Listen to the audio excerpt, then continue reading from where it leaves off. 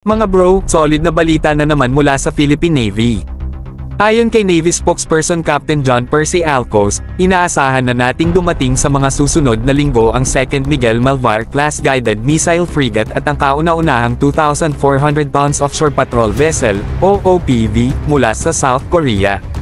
Hindi lang ito basta barko, mga bro, ito'y simbolo ng lakas at modernisasyon ng ating hukbong pandagat. It actually sports high-tech systems na hindi basta-basta. Yung 2nd Miguel Malvar-class frigate, weaponized, modernized, and ready to patrol. Hindi na tayo yung tipong pangpresensya lang sa West Philippine Sea, ngayon, may credible na panlaban na talaga tayo. Walang patumpik-tampak, mga bro. Samantala, yung 2,400 tons OPV, pangmatagalan ng patrol range nito. Ideal to sa maritime surveillance, lalo na sa malalayong bahagi ng karagatan natin. Habang ang iba ay nagpapalakas pa lang, tayo, mga bro, umaaksyon na.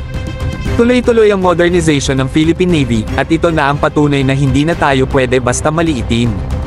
Hindi to basta swerte lang. Under the proposed law at dahil sa malalim na partnership natin with South Korea, may technology transfer, logistics support, at training na kasama. Hindi lang barko ang pinapadala sa atin, skills at capabilities rin para sa long-term na depensa ng bansa. Hindi na lang tayo umaasa, mga bro, gumagawa na tayo ng paraan. Sabi ni Captain Alcos, tuloy-tuloy ang pagdating ng mga modernong asset sa mga susunod na buwan. Kaya stay tuned mga bro, dahil simula pa lang ito. Imagine a Navy na hindi lang pang-defend, kundi kayang tumugon sa anumang banta, kahit saan, kahit kailan. Kaya habang inaabangan natin tong mga bagong assets, taas noo tayong mga Pilipino.